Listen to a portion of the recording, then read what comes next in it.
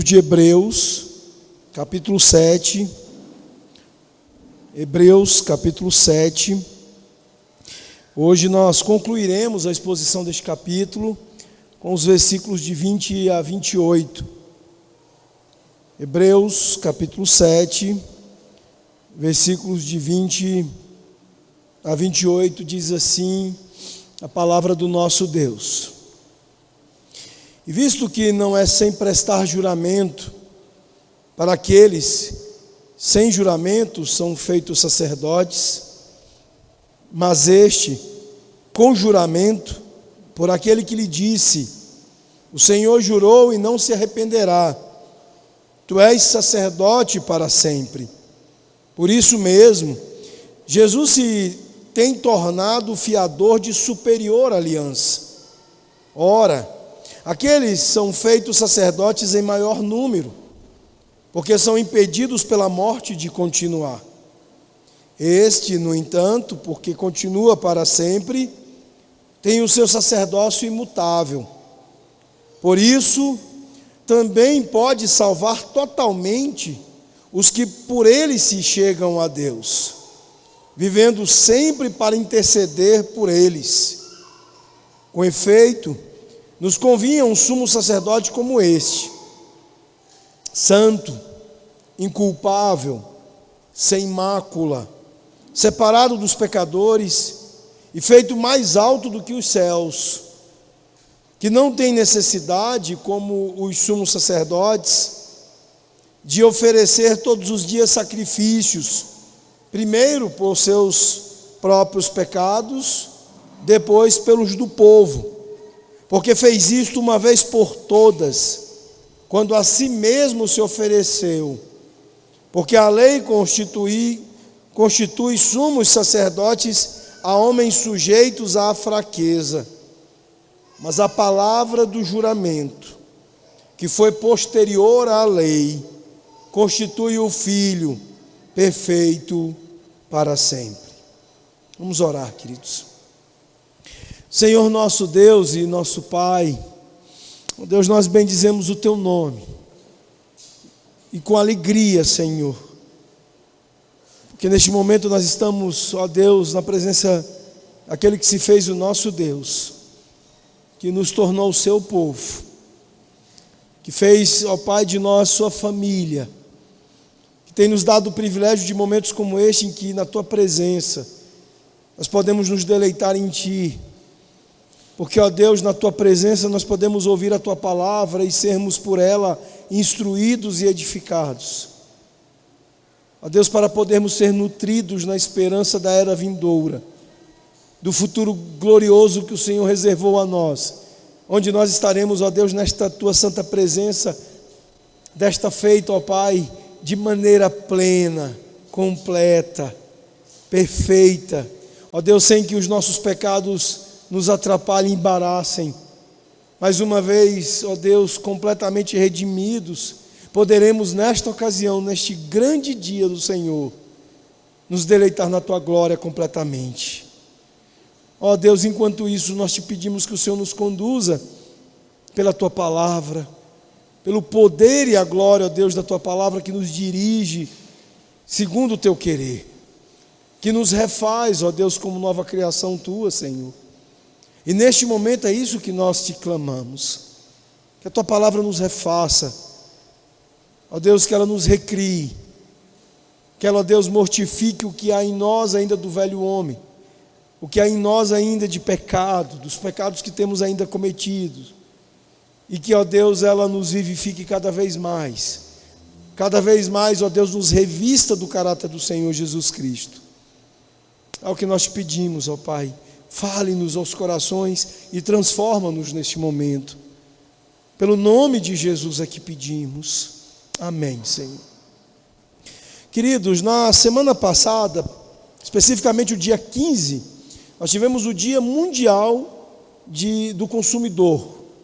E toda a semana ela foi chamada de a Semana do Consumidor.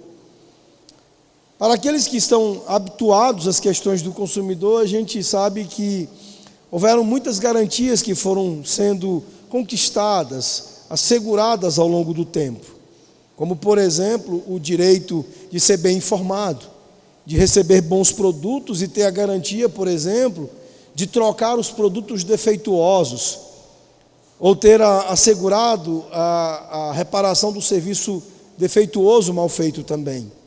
Essa palavra garantia, ela tomou um sentido muito valorizado, e justamente valorizado, porque traz ao consumidor tranquilidade, maior confiança, tanto quanto aos produtos quanto aos serviços. Em resumo, nós podemos dizer que garantias, neste meio do consumo, é uma grande coisa, um grande negócio. Mas, às vezes, a garantia nestes contextos, elas são inúteis. Elas não passam de garantias. Por exemplo, talvez você tenha garantido um assento em um voo, mas chegando ao aeroporto você descobre que aquele assento que você marcou e reservou fora trocado e dado a outra pessoa. Quanto mais importante a situação nas nossas vidas, mais importante é que você tenha uma garantia que de fato seja segura, que não seja uma garantia inútil, mas que seja uma garantia certa. É isso que as pessoas esperam. Não apenas que lhes sejam dadas garantias, mas principalmente que elas possam contar que estas garantias não são inúteis. E a questão mais importante, onde você precisa de uma garantia, é aquilo que é o mais importante da sua vida. A sua vida eterna, o seu futuro eterno. A garantia de uma vida eterna ou a garantia de um destino eterno, esta é, sem dúvida, a coisa mais importante em todo o universo no que diz respeito a estas coisas. Esta vida ela é breve e ela é incerta, mas a eternidade será para sempre e ninguém escapa disso e ninguém escapará disso. Você quer certamente aparecer diante dos portões perolados do céu com a garantia de que a tua vaga, o teu assento está garantido de uma maneira certa. Você não espera chegar lá e, como no aeroporto, ver que o seu lugar foi trocado para alguém. Você ouvir dos portões perolados que não temos uma reserva em seu nome. Quando você reservou? Meus irmãos, se há algo que você realmente quer ter certeza de que está garantido, isso diz respeito à sua salvação. E o autor aos Hebreus, ele quer que nós saibamos esta noite, que Jesus, ele é um sacerdote segundo a ordem de Melquisedeque, e isso significa uma garantia melhor. E uma garantia melhor, como todas as outras coisas que vimos antes, que são melhores, significa, na verdade, a única garantia. Ele é a garantia de uma aliança melhor, diz o texto nosso desta noite. E por conta disso, ele é aquele que assegura a nossa salvação. É este o argumento do autor do nosso texto. Ele está aqui continuando o seu argumento sobre o fato de que Jesus, como um sacerdote para sempre, de acordo com a ordem de Melquisedeque, ele é muito superior aos sacerdotes levíticos. E ele faz isso aqui argumentando em nosso texto a partir de 3 segmentos do texto. Nos versos de 20 a 22, ele fala do juramento de Deus como algo diferente em Jesus e que o faz superior aos outros sacerdotes. Ele, nos versos de 23 a 25, ele fala-nos da permanência e da maneira perpétua como Jesus pede pelos seus, como algo que faz Jesus também alguém superior aos sacerdotes levíticos. E dos versículos de 26 a 28, ele fala da pureza perfeita de Jesus, do seu sacrifício único e suficiente, como também algo que o faz superior aos sacerdotes levíticos. E o coração desse texto, meus irmãos, é o verso 25, onde ele diz: portanto, ele pode salvar para sempre os que por meio dele se aproximam de Deus. Jesus é a melhor garantia.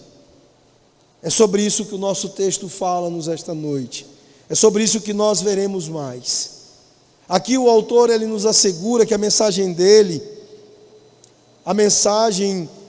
para aqueles ouvintes originais e para nós esta noite, é a de que a superioridade de Jesus, o nosso sumo sacerdote, ele garante a salvação de todos os que se aproximam de Deus por meio dele. Vejamos estes argumentos. Em primeiro lugar, o autor está nos assegurando que Jesus é uma garantia melhor, ao nos afirmar que Jesus ele é superior aos sacerdotes levíticos, a todo o regime sacerdotal anterior, porque ele é o nosso sumo sacerdote com o juramento de Deus. Os versículos 20 a 22 nos falam sobre isso, acompanhem comigo.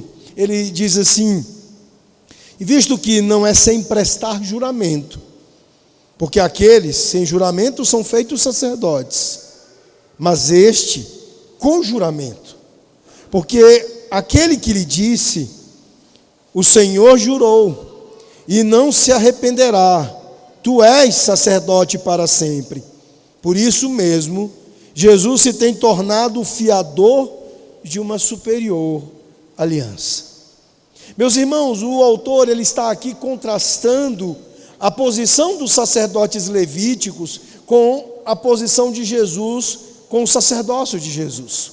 E ele estabelece esse contraste aqui, dizendo que por aqueles, os sacerdotes levíticos, Deus não fez nenhum juramento.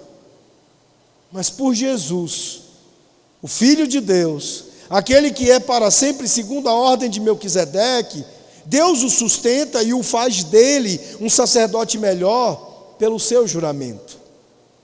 E isto é muito importante, porque, veja só, ele aqui no verso 21 está mais uma vez citando o argumento do salmista, lá no Salmo 110, versículo 4, quando ele diz, o Senhor jurou e não mudará de ideia, e ainda diz, a afirmação definitiva que tem sido assegurada pelo Senhor Deus no seu juramento é a de que tu és sacerdote para sempre. Nós vimos uma coisa semelhante no capítulo 6, versículos 13 a 18, a respeito da promessa de Deus a Abraão. Que quando Deus ele fez a promessa a Abraão, ele jurou por si mesmo para tornar a promessa muito mais segura. Ou seja, a sua palavra já bastaria. Mas o Senhor ainda colocou um peso maior sobre a promessa que ele faz, jurando por si mesmo.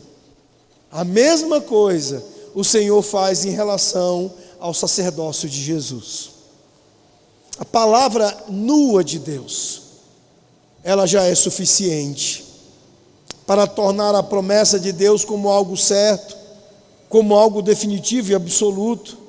Mas aqui o texto, como antes fizera em relação à aliança, agora em relação ao sacerdócio, ele também está estabelecendo que há este duplo peso. Há o peso primeiro da palavra e há o peso secundário do juramento.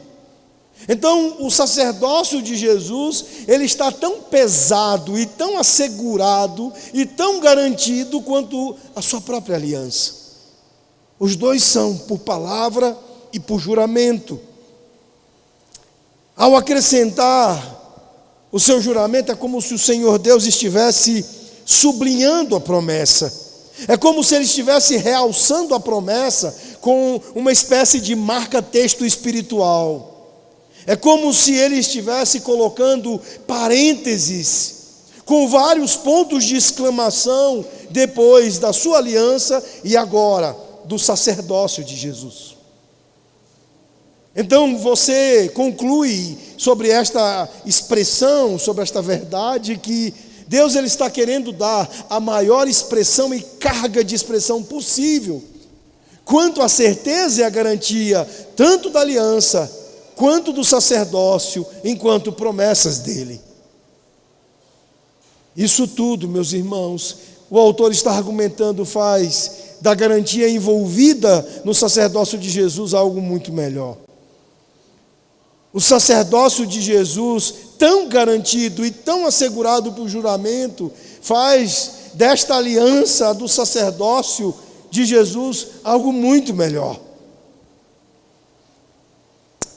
Você tem a impressão de que Deus ele quer que nós tomemos nota, de que quando ele diz Jesus é um sacerdócio para sempre, você não tenha qualquer margem de dúvida, mas que toda certeza possível que possa se estabelecer, que possa ser dada quanto a isto, que você possa ser apresentada a ela, a esta certeza, a esta garantia, a de que Jesus é um sacerdote para sempre.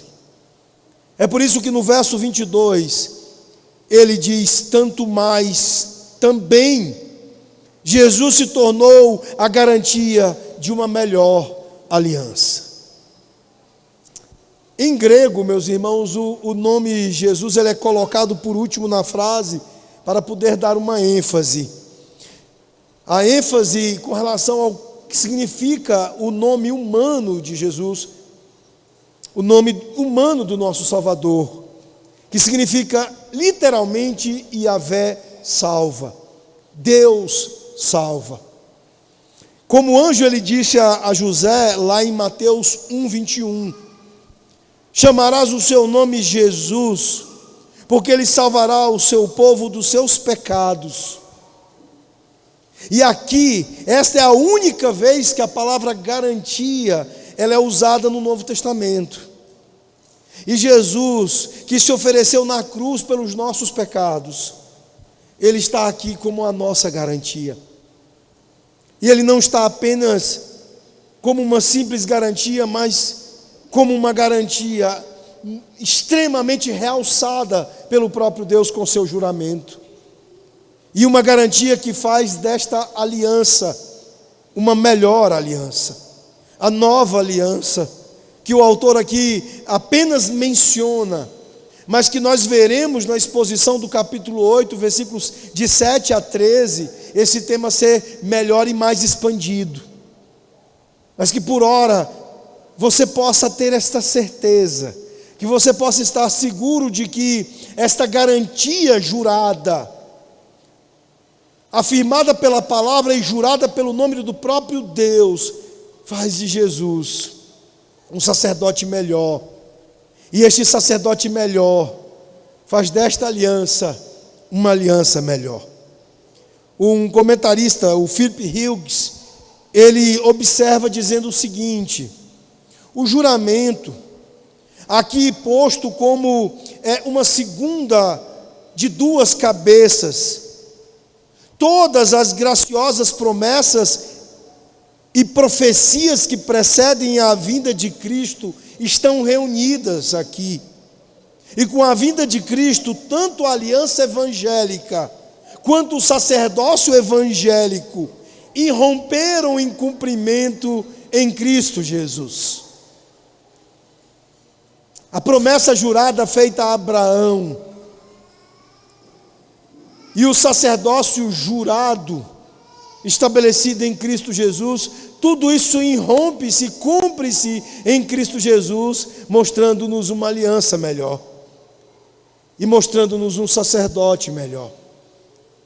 Aqui nós temos a aliança evangélica jurada, a melhor aliança, e nós temos o sacerdote evangélico jurado, o Senhor Jesus Cristo. Em outras palavras, os juramentos de Deus, eles estão por trás das duas profecias e promessas cruciais a respeito do Senhor Jesus Cristo. É como uma garantia dupla aqui, que o próprio Deus, na verdade, está apoiando a nossa salvação. E isso, meus irmãos, deveria trazer sobre nós a mais absoluta segurança, a mais absoluta confiança no nosso Senhor Jesus Cristo, nosso sumo sacerdote para sempre, segundo a ordem de Melquisedeque. Porque todas as promessas de Deus na nova aliança, elas são garantidas a nós pelo próprio Senhor Jesus Cristo. Ele garante o pagamento de todas as dívidas que nossos pecados incorreram ou incorrerão contra Ele. Todas, absolutamente todas. Se lá fora nós lidamos com garantias inúteis ou falhas, em Cristo nós estamos diante da grande garantia. E a garantia é relacionada à coisa mais importante, mais cara, maior de todas as nossas vidas, do próprio universo. O destino eterno do povo de Deus está assegurado por um sacerdote melhor. Um sacerdote cujo sacerdócio é jurado pelo próprio Deus. Vejamos a segunda sessão, versos 23 a 25. A palavra de Deus diz assim: ora, aqueles são feitos sacerdotes em maior número, porque são impedidos pela morte de continuar. Este, no entanto, porque continua para sempre, tem o seu sacerdócio imutável. Por isso, também pode salvar totalmente os que por ele se chegam a Deus, vivendo sempre para interceder por eles. O autor agora, ele está afirmando que Jesus é superior como nosso sumo sacerdote, por causa da sua permanência e sua perpétua petição em nosso favor. Vejamos primeiro os versículos 23 e 24. Aqui ele está falando da permanência de Jesus. Enquanto não houve permanência, por motivos óbvios, do sacerdócio levítico, dos sacerdotes levíticos, porque todos morriam, cumpriam o sacerdócio apenas enquanto viviam. Já o nosso Senhor Jesus, que nós vimos no domingo passado, tem uma vida indestrutível, é eterno, é para sempre. Ele permanece. Ele continua aqui os contrastes entre os sacerdotes levíticos e Jesus. Os sacerdotes levíticos, o texto está dizendo aqui, eram em maior número, porque eles morriam e precisavam ser sucedidos uns pelos outros. Novos sacerdotes precisavam ser chamados e colocados ali. E por conta disso, há uma referência a muitos sacerdotes entre os judeus. O historiador judeu chamado Joséfo, ele diz que houveram 83 sumos sacerdotes desde Araão até a destruição do templo no ano 70 depois de Cristo. O Talmud já traz um número diferente. O Talmud fala em 18 no primeiro templo e mais de 300 sacerdotes no segundo templo. Sejam 318 ou 83, nós estamos falando de um número muito grande de sacerdotes. Mas a questão aqui, o argumento do autor aqui, é que esses sacerdotes não eram perpétuos. Eles eram limitados pela sua própria mortalidade, pela sua própria temporalidade. Todos morreram e todos foram substituídos. Enquanto Jesus, como diz o verso 24, mas Jesus, porque Ele continua para sempre, Ele mantém o seu sacerdócio permanentemente. Há uma permanência do sacerdócio de Jesus. Isso, meus irmãos, é importante para nós colocarmos, inclusive em termos modernos, em termos do nosso contexto. Por exemplo, pastores vêm e vão, mas Jesus está sempre no céu para você. Você vai ter 1, 2, 3, 4, mais pastores durante a sua vida. E é lógico, é claro aqui que um pastor não é como um sacerdote do Antigo Testamento. Eu não represento vocês diante de Deus. Você pode ir diretamente a Cristo sem o seu pastor, mas o ponto aqui é que você precisa entender que hoje especialmente, ainda mais hoje, você não precisa olhar para os homens que não são permanentes e ver neles um acesso a Deus, porque você tem um sacerdote melhor, permanente. Enquanto eu não estiver lá com você para pastoreio, você precisa lembrar que acima disso e muito mais do que isso, e pelo tempo todo, Jesus está lá para você. Muitas pessoas elas estabelecem uma dependência ruim, enferma, em alguns casos até doentia mesmo, na relação com seus pastores. Eles não vivem uma espiritualidade que leva este argumento, esta verdade em conta. O fato de que é no céu, à destra de Deus, que nós temos um melhor sacerdote. Alguns pastores, eles são habitualmente abusadores do rebanho. Isso era uma coisa, inclusive, que nós encontramos nas cartas pastorais do Novo Testamento e não é uma coisa nova. Alguns pastores, eles querem realmente gerar uma dependência muito grande das ovelhas, para que eles sustentem de alguma maneira os seus ministérios, às vezes com abuso. Muitas vezes esta dependência ela é estimulada como forma de controle, de exercício de poder. Isso é ruim, meus irmãos, porque isso gera uma espiritualidade deficiente e uma relação pastoral doentia. Eu, como pastor, eu oro para que, de fato, o meu ministério, ele equipe vocês, encoraje vocês a buscarem a Deus cada vez mais através de Cristo Jesus, que vocês possam crescer na caminhada com Deus através dos dons que o Senhor Deus colocou sobre o meu ministério, a pregação, o ensino, o aconselhamento, o discipulado, enfim, todas as formas dele. Mas eu preciso dizer para você, olhe para Cristo. É para Ele que vocês precisam olhar. A tentação para muitos de nós será que vocês estejam olhando para os pastores, para nós. A tentação será que em muitos cultos você saia, como o pastor prega, nossa, que insights que ele tem, e que você se junte àqueles que estão envolvidos tão erradamente com o Evangelho, que criam as listas de pregadores top 5, top 10 de pregadores. Eu vou ser muito ousado no que eu vou dizer aqui, alguém que perde o seu tempo criando uma lista de os 5 mais ou os 10 mais pregadores, é alguém que está se perdendo em relação a Cristo e ao Evangelho. É alguém que está olhando para onde não devia olhar e que está deixando de olhar para onde deve olhar.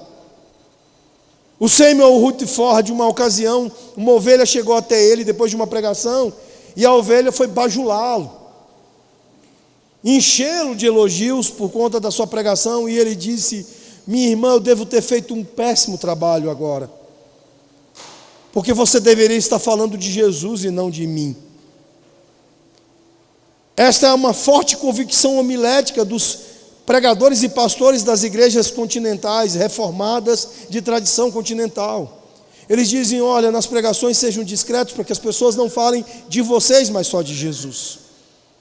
Se as pessoas falarem de vocês e não de Jesus, você fez um péssimo trabalho, porque você chamou mais a atenção para si mesmo do que para Jesus.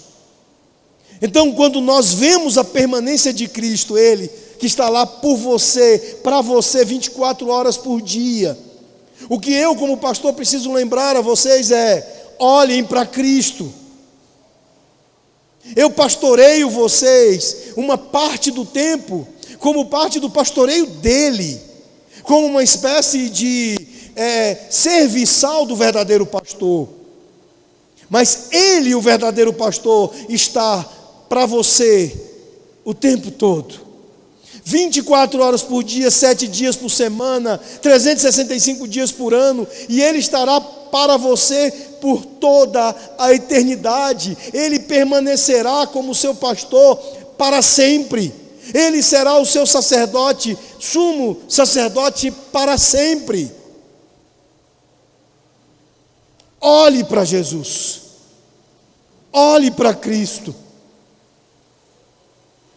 Se você quer bajular alguém, esqueça. Louve Jesus. Elogie Jesus.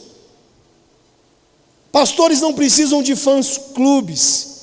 Pastores precisam ser pastoreados, amados, cuidados, para que exerçam seu ministério. Nós não precisamos de fãs, nós não precisamos de bajuladores, nós não precisamos de fã-clube, nós não precisamos destas coisas. Nós precisamos do mesmo amor que vocês precisam, do mesmo cuidado e pastoreio que vocês precisam. E todos nós juntos podemos olhar para Cristo. E juntos nós estaremos olhando melhor quando olharmos para Jesus.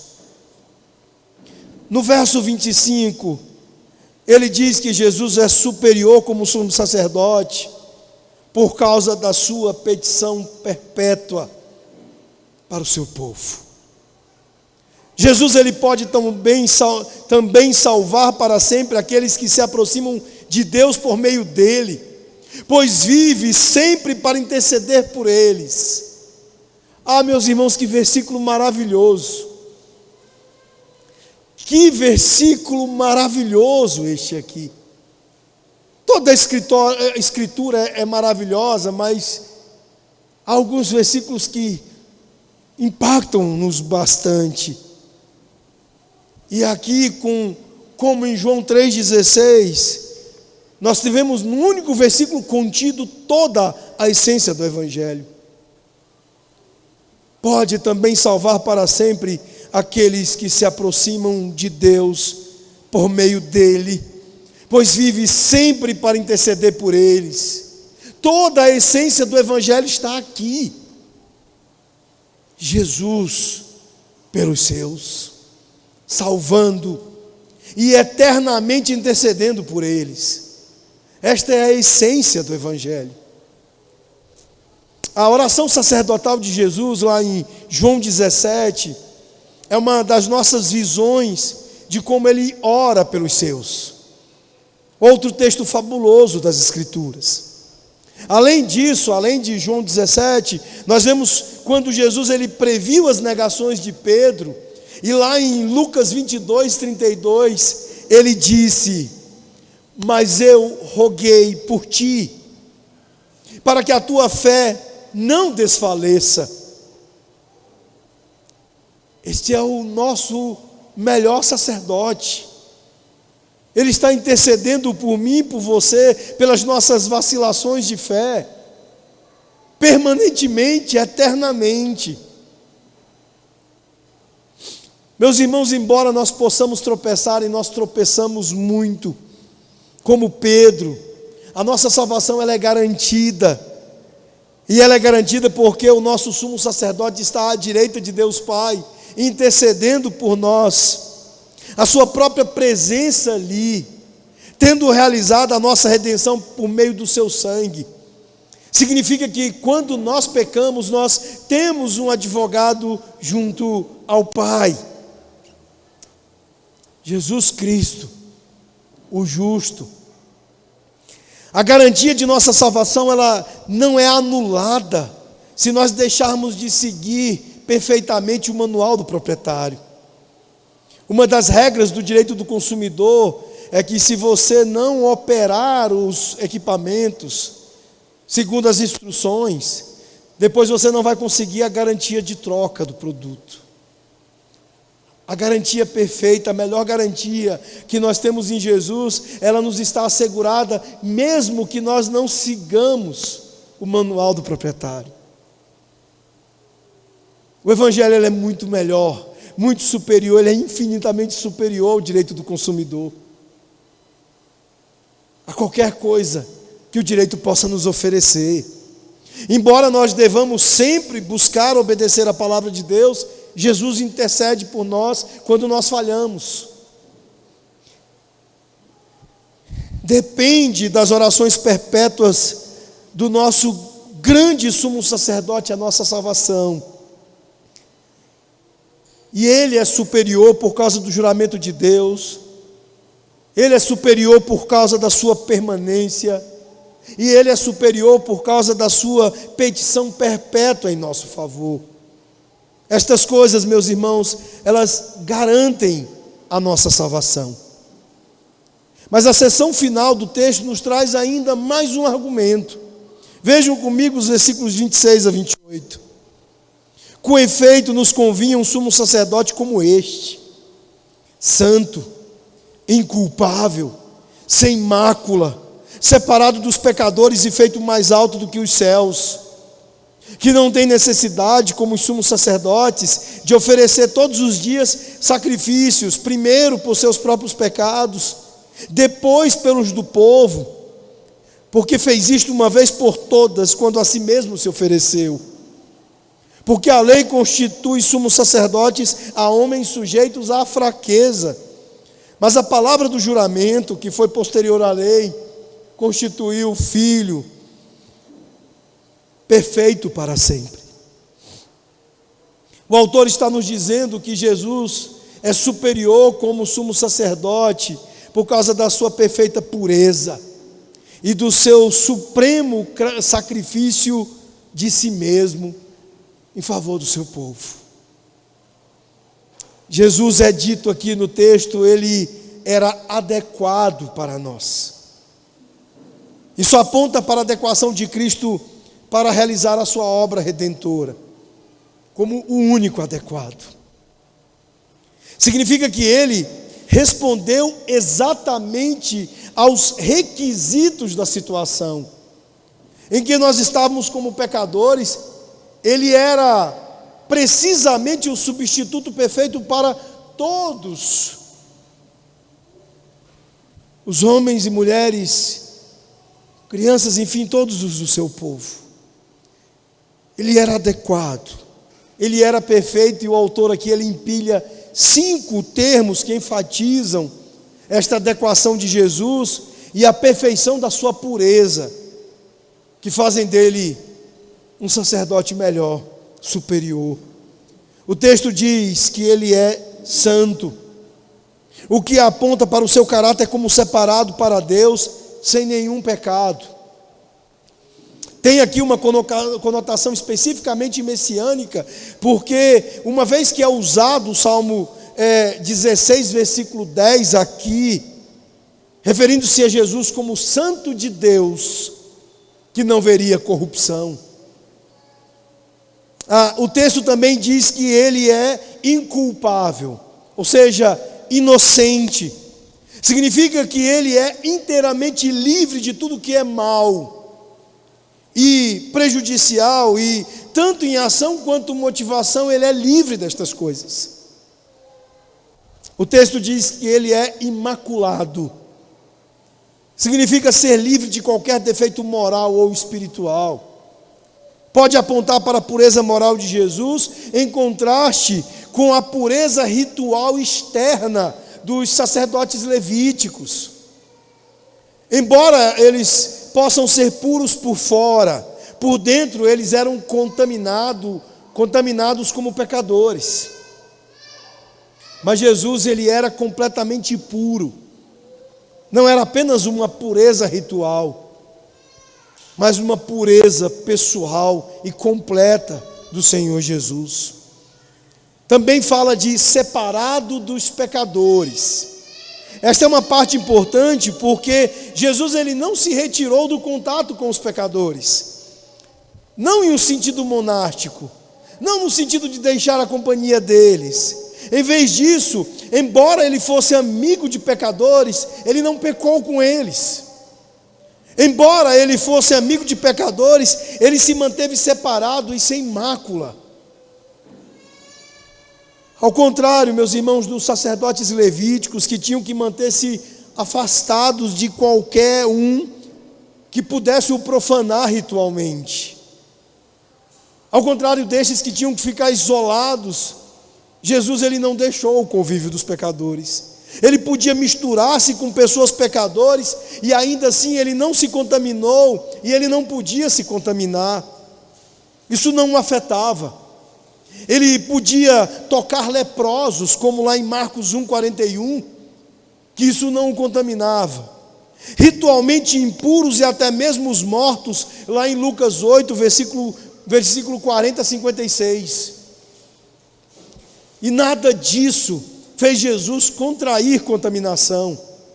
Em vez disso, a sua pureza, o seu poder vivificante foram concedidos a estes impuros. Ele não apenas não se contaminou, como ele trouxe a estes cura, purificação. O texto diz também que ele é exaltado acima dos céus. Aqui nós vemos o texto abraçar a verdade gloriosa da ressurreição, ascensão e glorificação de Cristo aos céus. Retrata a perfeição suprema de nosso Senhor, de nosso sempre vivo sumo sacerdote. Ele está num santuário acima, com todas estas expressões gloriosas do seu poder. E, meus irmãos, isso significa que o poder da sua obra expiatória, todo suficiente, ela está disponível, sem diminuição, para todos nós hoje. Assim como estava para os crentes do primeiro século. E é assim porque aquele que morreu para nós, vivo dentre os mortos, está entronizado no alto com todo o poder para salvar. Alguns sinergistas ou arminianos, eles quando veem esta expressão do verso 25, por isso também pode salvar totalmente, eles veem como algo condicional, como se Jesus ele eventualmente pudesse. O argumento do texto é que Jesus ele tem todo o poder para salvar. O pode aqui é no sentido de potência. Ele pode sim e vai salvar sim todo o seu povo, completamente, totalmente, irreversivelmente. Este é o nosso Senhor. E o autor ele acrescenta no verso 27 que Jesus ele não precisa repetir os sacrifícios. Enquanto o sumo sacerdote levítico, ele precisava fazer sacrifício pelos seus pecados e pelos pecados dos outros, e isso repetidamente. Jesus, que não tinha pecado e que não precisou sacrificar por si mesmo, ele sacrificou a si mesmo por todos os nossos pecados, de uma vez por todas. Isso faz dele inigualável. Isso faz dele incomparável. Isso faz dele o nosso melhor, único e suficiente sumo sacerdote. No verso 28, o autor ele ainda faz questão de ressaltar a fraqueza e a deficiência como pecadores fracos dos sumos sacerdotes levíticos, estando diante de Deus com seus próprios sacrifícios, antes que pudessem representar outros pecadores. Mas Jesus não. Jesus ele não precisava, porque ele fez tudo de uma vez por todas. E o verso 28 resume a perfeição de tudo isso que Jesus fez, de toda a sua obra como nosso sumo sacerdote. Ah, meus irmãos, a superioridade de Jesus, o Filho de Deus, como nosso sumo sacerdote, é a garantia da nossa salvação. Nós temos um grande Salvador, e é por isso que nós temos uma grande salvação. Mas aí resta-nos a pergunta final, e é por isso que o coração do texto está no versículo 25. Mas quem ele salva? E é isso que você precisa sair daqui seguro esta noite, de que você esteja entre estes. E então o texto termina nos argumentando que Jesus ele salva para sempre aqueles que se aproximam de Deus por meio dele, no verso 25.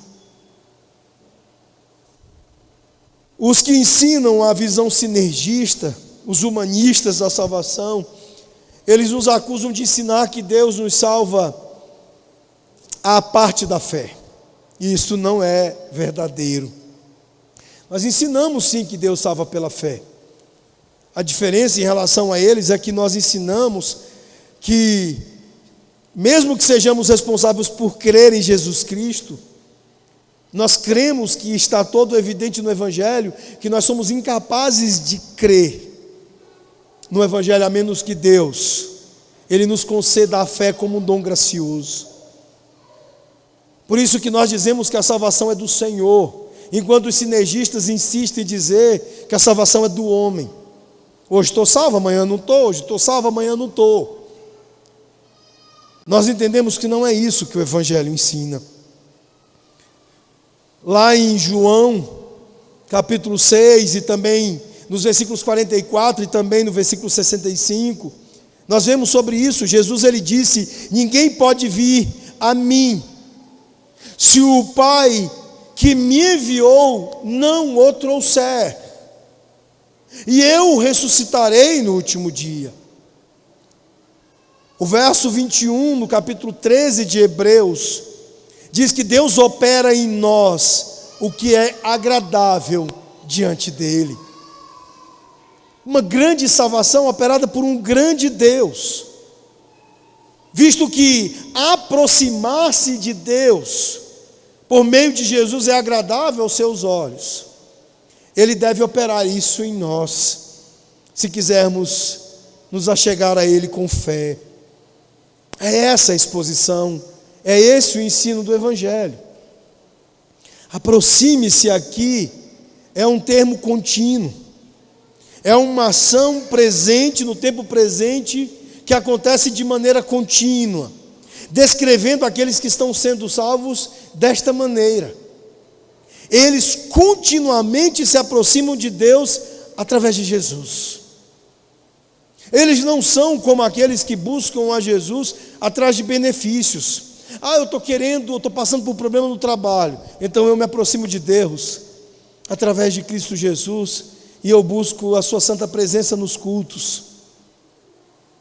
Não, aqui está sendo descrito como alguém que faz isso, não quando lhe convém, não quando lhe é do interesse, não porque quer algum benefício, mas fazem isso continuamente, no tempo presente, como uma atividade continuada. Eles conhecem a sua condição desesperada como pecadores, e por saberem disso, eles têm a absoluta consciência do que precisam e do quanto precisam, e se aproximam através do sangue de Jesus Cristo, o único caminho para o Pai. E eles também sabem que, visto que Deus é santo, Ele não vai aceitar que eles não tenham compromisso com santidade. Eles se aproximam se afastando de seus pecados. Eles buscam a santidade, como nós veremos no capítulo 12, versículo 14 deste livro. E não uma santidade apenas externa, mas também do nível do coração, pois Deus olha para o coração. Meus irmãos, concluindo, eu gostaria que você, logo depois desta que foi a Semana do Consumidor, entendesse que não há garantia que se compare a essa. Que muitas garantias lhe serão oferecidas, muitas coisas lhe serão oferecidas como garantias de vida, mas isso é nada comparado a esta gloriosa e melhor garantia que nós temos no nosso melhor sacerdote. Sabe aquelas letrinhas miudinhas dos anúncios? São meros detalhes, mas importantes detalhes. Elas limitam muito as promessas das ofertas. Você olha e a oferta é feita em letras garrafais. Aí lá embaixo, bem miudinho, eles colocam naquelas letras miúdas algo que vai reduzir enormemente as suas chances em relação ao que está sendo prometido e garantido. O que nós podemos dizer nesta noite, com muita segurança, é que nas promessas de Deus não há letras miúdas. Não há letras miúdas dizendo: o pecador deve limpar sua vida primeiro. Não há letras miúdas dizendo: a oferta não se aplica a pecadores realmente maus. Jesus, ele promete em tudo com letra graúda, sem nenhuma reduzida, dizendo: aquele que vem a mim, certamente não lançarei fora. Portanto, meus irmãos, Ele garante a salvação por toda a eternidade, se você vier a Ele. E esta salvação gloriosa, deste Salvador glorioso, é dada completamente e totalmente a todos os que se aproximam dEle, de verdade, continuamente, não por interesse, não de vez em quando, continuamente, através de Jesus Cristo. Olhe para Jesus. O melhor presente, o maior carinho, o melhor ensino que eu, como seu pastor, posso lhe dar, é gritar, é dizer todos os dias no ouvido de vocês, no coração de vocês, a todo momento: olhe para Jesus. Ele é o melhor sacerdote, Ele é a melhor garantia, Ele é tudo, Ele é único, Ele é inigualável, incomparável, e a melhor coisa que você pode ter em todos os sentidos. Olhe para Jesus.